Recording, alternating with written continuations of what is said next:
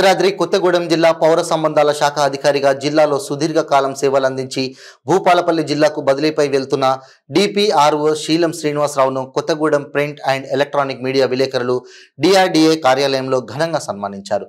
భద్రాద్రి జిల్లా ఏర్పడిన సంవత్సరం తర్వాత డిపిఆర్ఓగా బాధ్యతలు చేపట్టిన నాటి నుండి నేటి వరకు భద్రాద్రి జిల్లా పౌర సంబంధాల శాఖ అధికారిగా అందరితో కలివిడిగా ఉంటూ ఓ అధికారిగా కాక పాత్రికేయ కుటుంబ సభ్యుడిగా ఉంటూ అందరితో శ్రీనన్న అని పిలిపించుకుంటూ విధారవర్తుడిగా బాధ్యతలు నిర్వహించారని సన్మాన సభలో వక్తలు తెలిపారు. జిల్లాలో అనేక మంది కలెక్టర్లు మారినప్పటికీ సమన్వయంతో పనిచేస్తూ పౌర సంబంధాల శాఖలో ఉన్నత సేవలు అందించారని, విధి నిర్వహణలో జిల్లాలోని వివిధ కార్యక్రమాలపై సత్వర సమాచారం అందిస్తూ అధికారులు, ప్రజలు, జర్నలిస్టుల మన్ననను పొందారని, ఆయన జిల్లాను వేయడం చాలా బాధాకరమైనప్పటికీ విధి నిర్వహణలో బదిలీలు ఒక భాగమని, ఆయన ఎక్కడ ఉన్నా భద్రాద్రి జిల్లా జర్నలిస్టుల గుండెల్లో ఆయనకు ప్రత్యేక స్థానం ఉందన్నారు. ఆయన ఎక్కడ పనిచేసినా మరిన్ని ఉన్నత సేవలు అందించాలని కోరారు.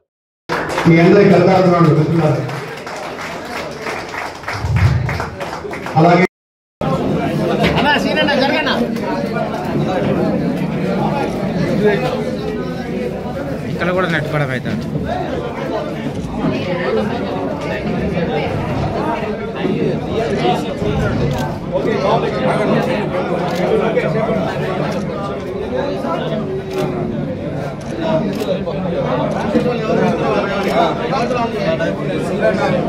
రమేష్ గారు మీరు దిగండి అబ్బా, బ్లాక్ ఉండు. అందరు క్యాన్సిల్ చేయాలి.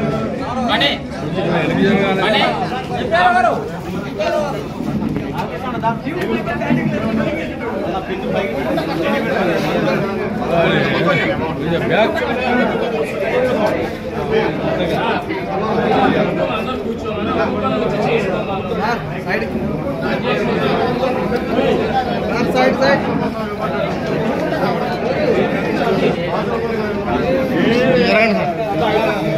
ఇదేనా నీ హ్యాండ్ అంతా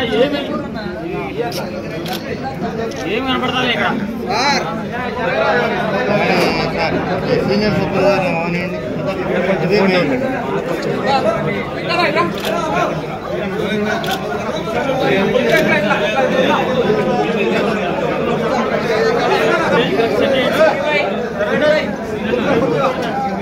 కనపడండి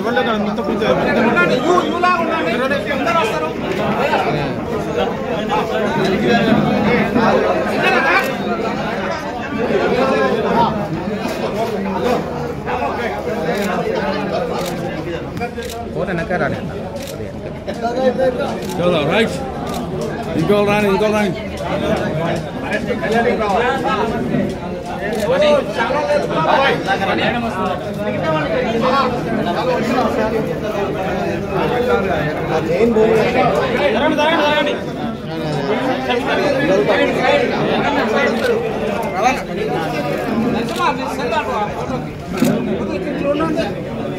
యాక్షన్ చేయకు.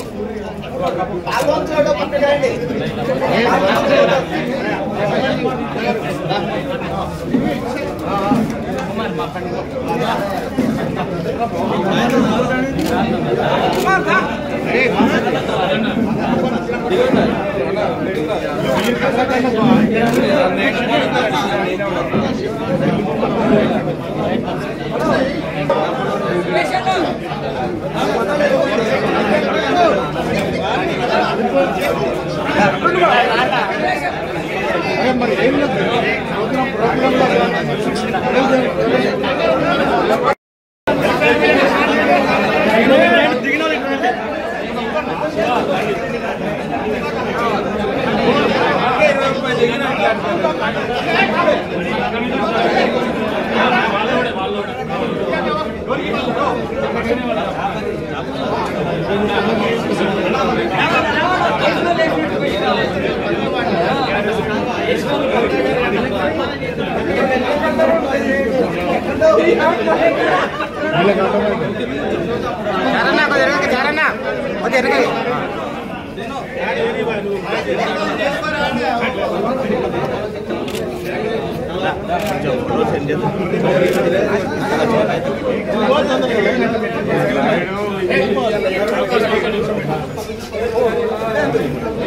जोड़ शिवा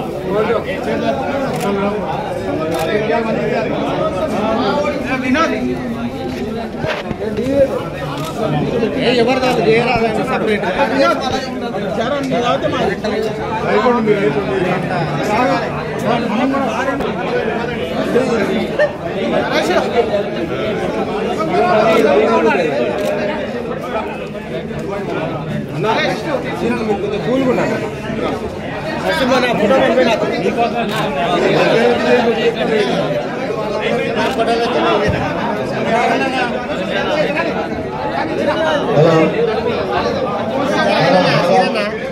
మిత్రులారా ఒకరి తర్వాత ఒకరు సన్మానం చేసుకోవాల్సింది కోరుతున్నాం. కొద్దిగా దూరంగా ఉండాలి. సన్మానం చేసిన కొద్దిగా పక్కకు తప్పుకోండి. అందరూ ఉండి ఇబ్బంది పెట్టకండి. వారిని సన్మానం చేసిన వాళ్ళు పక్కకు వచ్చేయండి. కనీసం సామాజిక దూరాన్ని పాటించండి. మిత్రులారా చూసి అందరిని ఇబ్బంది పెట్టకండి. సీనాలని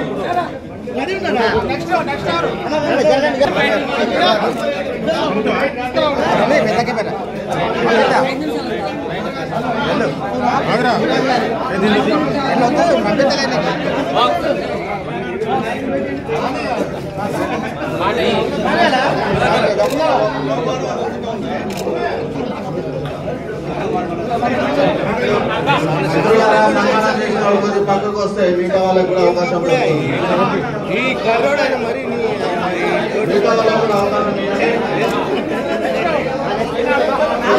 పాటించండి.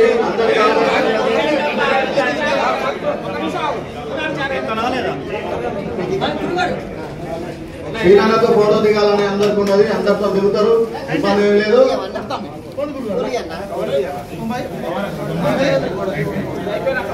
సరేనా కొద్దిగా సైడ్కి వెళ్ళిపో. సైడ్ నుంచి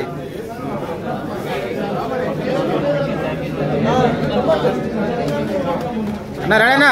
సరేనా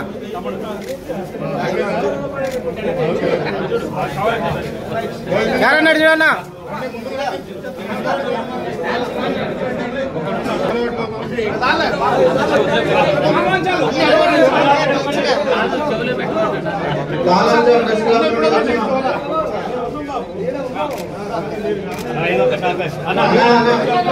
వచ్చిన వాళ్ళకి అవకాశం ఇవ్వండి.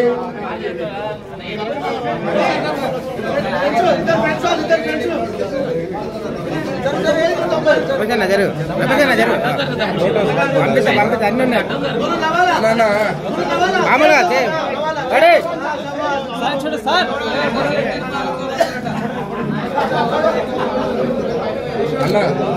దయచేసి అర్థం చేసుకోవాలి. సన్మానం చేసిన వాళ్ళు పక్కకు రండి.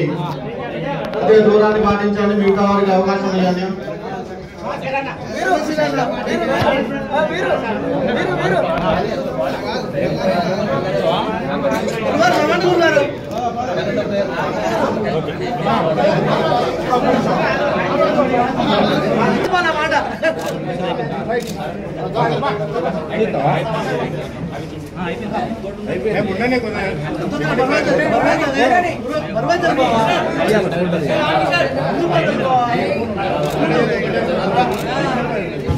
సన్మానం చేసేవాళ్ళు ముందుగా సన్మానం చేసేవాళ్ళు ముందుగా తీసుకోండి.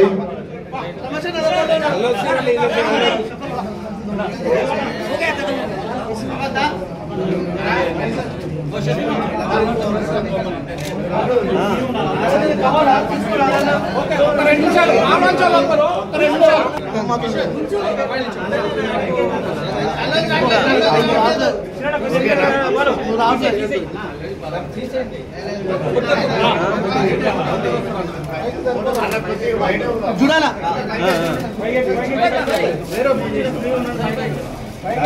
రేట్ అని చెప్పిన మొత్తం కలిపా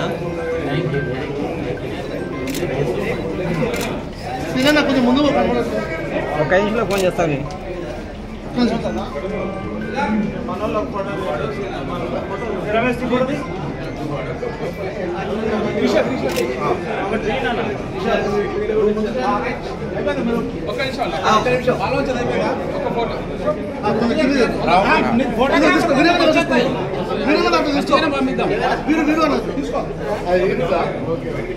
చూడు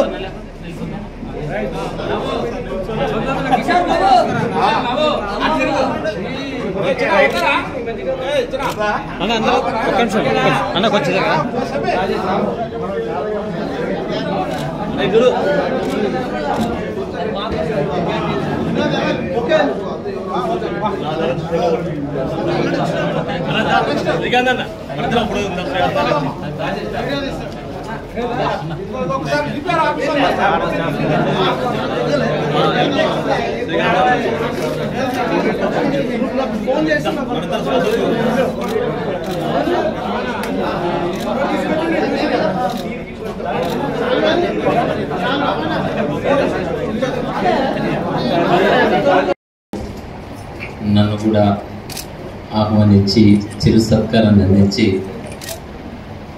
ఇక్కడి నుంచి వెళ్తున్నానని మరొకసారి మా బాధను గుర్తు చేశారు. మీ అందరికీ మరొకసారి నమస్కారం తెలియజేస్తున్నాం. మనందరిది ఒక కుటుంబం. సమాచార శాఖ అంటే మనందరం ఒక కుటుంబం. ప్రజలను చైతన్యపరిచేటువంటి డిపార్ట్మెంట్.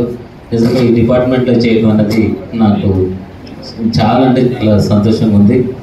మరి ముందుగా నాకు జన్మనిచ్చినటువంటి తల్లిదండ్రులకి, విద్య నేర్పినటువంటి గురువులకి, సమాచార శాఖలో నాకంటూ మీ ద్వారా ఒక గుర్తింపును ప్రసాదించినటువంటి మా డిపార్ట్మెంట్కి మీ అందరికీ శిరస్సు నుంచి ఒకసారి నమస్సుమాంజలి తెలియజేస్తా ఉన్నాను.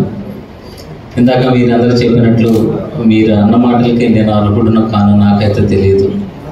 నేను చాలా నిరుపేద కుటుంబం, చాలా అంటే చాలా నిరుపేద కుటుంబం నుంచి వచ్చాను. మేము 5 అన్నదమ్ములు.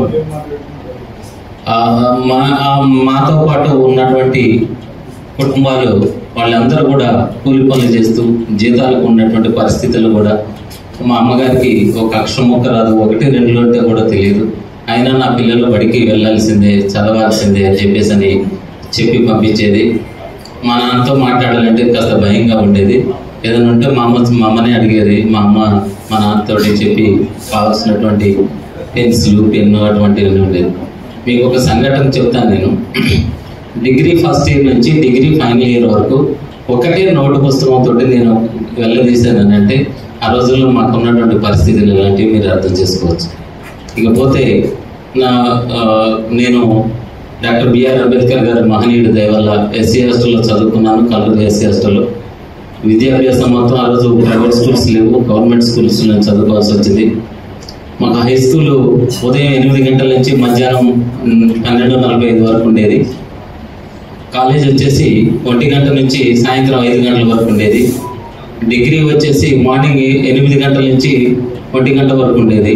ఈ హాఫ్ టైంలో ఇంటికి వచ్చి మా మేనమామ గారు ఆయన హ్యాండిక్యాప్డ్, అయ్యో నాకు నేను పెళ్లి చేసుకుంటే నా మేనల్లుళ్ళు ఏమైపోతారని ఆయన కూడా పెళ్లి చేసుకోకుండా జీవితాన్ని త్యాగం చేసి ఒక రేషన్ షాపుని నడవడం జరిగింది.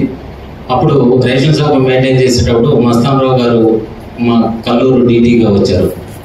అప్పుడు కొన్ని పైసలు ఇస్తాం అవసరమయ్యి అక్కడ పోయి నేను క్యాస్ట్ సర్టిఫికెట్లు, పకనీలు అవి రాయటం, తర్వాత రేషన్ షాప్ అమ్మటం, ఎండాకాలంలో ఏదైనా సెలవులు వచ్చినట్లయితే చిన్న చిన్న పనులు పోవడం, అలా జరిగింది నా విద్యాభ్యాసం. అలా జరిగినటువంటి తరుణంలో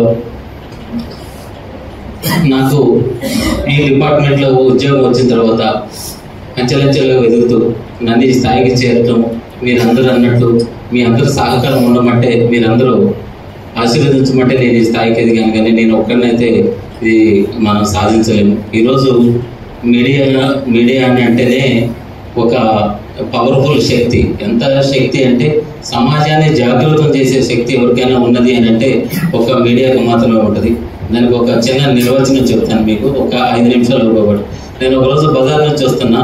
ఆ రోజు హెల్మెట్ పెట్టుకోలేదు. హెల్మెట్ పెట్టుకోకుండా అసలు బయటకు వెళ్ళాను. హెల్మెట్ పెట్టుకోలేదు.